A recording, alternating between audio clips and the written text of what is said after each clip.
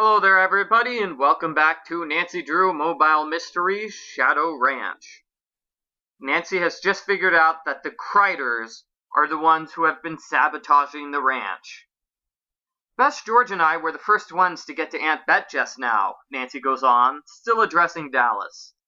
Then you came in, and when Mr. Ferris asked what happened, you said a candelabra had fallen on her.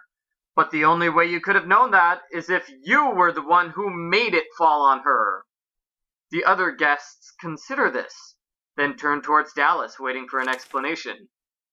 No, I just assumed that's what had happened, he stammers. It's only logical. Nancy gestures towards the other objects on the floor. There are a lot of heavy things that could have fallen on her. Books, a vase, that bowl. In fact, my first thought was that she was holding the candelabra when she opened the closet because it was so close to her hand. And she was looking for candles too. I'm with Nancy on this. I keep the candelabra in the closet on the middle shelf towards the back with the candles. Yeah, see? Candelabras with the candles, Aunt Bet says, staring at the Criders. But he snuck in and put it onto the top shelf and rigged it to fall when the door was opened. Didn't you, Mr. Crider? Nancy holds up the list. After all, it's on your list. Rigged closet, along with cut electricity. Something the rest of us probably wouldn't know how to do, but with your construction background, piece of cake. Bonnie shakes her head, struggling to sound incredulous rather than guilty. But I can't have my cake and eat it too, she said. That's impossible. Are you saying we did all this just to get our hands on some hideous-looking doll? I think that you two, like Mr. Ferris, read up on Dry Creek before you came here. I think you found out that Tobias Richter had cheated a lot of miners out of their gold dust over the years.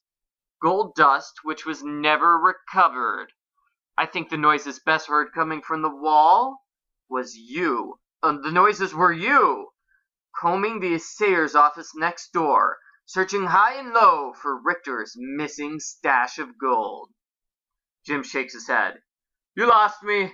What does any of this have to do with that doll? Everything.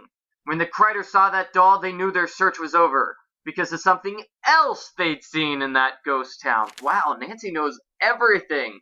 Okay, so what is the clue that Nancy is referring to? I have no idea. Let's see a hint. When the girls entered the general store, Nancy read the ledger of purchases. Calvin Moore, 5 shovel heads, 99 cents, paid in full. Tobias Richter, 1 sewing kit, 25 cents, paid in full.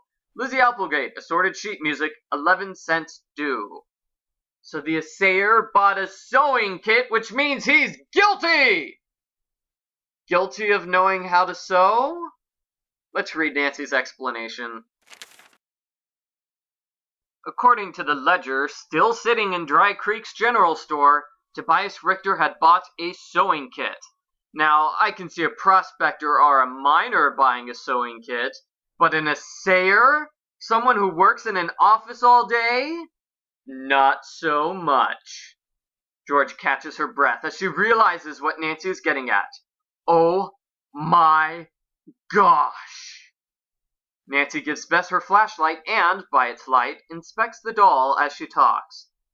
He needed a sewing kit so he could hide the gold until he'd amassed enough to leave town and live the high life somewhere else. Her eyes stop at a seam on the doll's upper leg. The thread there is darker than the thread on the other seams. Using her pocket knife, she carefully cuts part of the seam open. The other guests press in around her, watching intently. Because what better place to hide that gold? A collective gasp goes up from the onlookers as Nancy gently pulls the seam apart. For instead of sawdust, the leg is stuffed with flakes of gold. Then in plain sight. In plain sight, hidden inside a wall. Good point, Nancy! Okay, so obviously the doll was a cover. The assayer was hiding the stolen gold inside the doll. The guests exchange exclamations of amazement as Nancy continues. My guess is Richter used his wife or daughter or niece as an excuse for keeping a doll in his office. But why was it in the wall?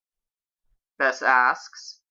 He must have realized the miners were onto him and put it there to hide the evidence. Unfortunately for him, they strung him up anyway, Andre sighs. Well, the doll's yours now, Aunt Bet, Bess says, gold and all. Whoa, Bess, you found the doll. That gold should be yours. Come on, Bess. You don't need to be that generous. Well, the ranch is in trouble. Yeah, she's got a point. Bet smiles as she takes the doll from Nancy. I'll have to notify the Historical Society, of course, but thank you. And thank you, Nancy. She addresses the Criders. And I suppose in a way I should also thank you, but I doubt I will. Dallas and Bonnie Crider spend the rest of the evening apologizing profusely, repairing the circuit breakers they tampered with, and writing checks for all the other damage they had done. As night falls, they quickly pack up and slink off to the airport. Okay, so we're not going to see the Criders anymore, those mean Criders. In the morning, Uncle Ed arranges to return the doll to the Dry Creek Historical Society and starts preparing for the trip. You know, Nancy offers, you don't have to do that. We're the ones who brought the doll here. We can be the ones to bring it back to Dry Creek. That would be just about the most helpful thing you could do, Uncle Ed enthuses. The way work's been piling up, I can't afford taking a whole afternoon off. Then leave it to us, Nancy says. Uncle Ed wipes the sweat from his brow and gives the girls a relieved smile. Much obliged. Between you and me, that doll can't get out of here soon enough. I'm still not sure it ain't haunted, he says, fanning himself with his hat. Now make sure to take care out there. It's a real scorcher today. The girls agree and are soon on the dusty trail back to Dry Creek. Familiar with the route, they arrive quickly and soon find themselves waiting downtown for someone from the Historical Society to come claim the doll. The noonday sun pounds down relentlessly on the small empty town. Whoa, didn't mean to turn the page. If I don't get out of the sun soon, I'm going to melt, Bess croaks, fanning herself with her oversized cowboy hat. Bugs or no bugs, I'm going into the saloon to cool down. We'll stay out here and keep an eye out for the Historical Society people, George announces, as Bess trudges to the saloon. Nancy and George tend to the horses, watering them and doing their best to keep them cool in the blinding sun. Bess may have had the right idea, Nancy admits. It's pretty. Before she can finish, a blood-curdling scream comes from the direction of the saloon. Oh, hold on a second. Scream. Yeah, scream.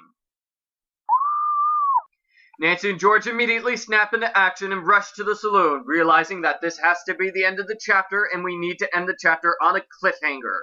Hearts racing, they burst through the swinging doors to see Bess standing, terrified and alone, in the center of the saloon. Don't come any closer, Bess cries out. As Nancy's eyes adjust, she notices something wriggle on Bess's neck. Nancy's pulse quickens as she suddenly understands Bess's panic. Tarantula, Nancy whispers to George. Don't make any sudden movements. Nancy, I don't know what to do, Bess whispers, tears forming in her eyes. They're everywhere! As if on cue, a fist-sized spider falls from the nearest wall and skitters back into the dark. George lets out a jagged breath and takes a quick step backward. Nancy barely notices the dozens of spiders crawling toward her and George. Instead, she can only see the wiry furred monster clutching Bess's neck. In the scattered sunlight, the tarantula's dull black eyes seem to glow. A hot desert wind makes the swinging doors creak open loudly. The sudden noise startles the tarantula, and it rears up, twitching its black fangs. That's it, everybody. I'm pretty sure Bess is going to be killed. There is no way she is coming out of this cliffhanger alive. Is this the end for Bess? Will the terrible tarantulas overtake Nancy and George? Will the girls escape Dry Creek before it's covered in a gigantic, creepy, crawly web of terror? Find out the answers to these questions and more in the next exciting chapter, Chapter 5, The Red-Eyed Mask. You can continue to the next chapter, return to the table of contents, or do some more horseback riding already. In case I haven't made it clear in earlier videos, I love the horseback racing. It's the best mini game in this entire game. So I'm gonna race, I'm racing Dave. Eeny, meeny, miny, mo. Let's go with Bob. Ooh, and it's dark outside. Okay, so I'm gonna race Dave. It's okay, Nancy, I'm sure you can do it. Guitar, that's an instrument. Dark place, cavern. In a canyon, in a cavern, excavating for a time, lives a miner, 49er, and his daughter, Clementine. Oh, my darling, oh, my darling, oh, my darling Clementine. Do I sound like Gene Autry? Could he sue me, Clementine? Mouse. Skunk. A shaft. Arizona. Oh man, I am so good at this. Wow, and I'm far in the lead. Alright.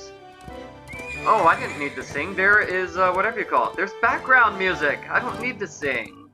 I am sorry. I am sorry. I apologize. And I won the fancy race now. You're a cowgirl. Way to go. You're a regular cowgirl. Dave congratulates Nancy. So next, you can continue on to the next chapter, or return to the table of contents. And of course, I'll return to the table of contents because I want to get all the unlockables.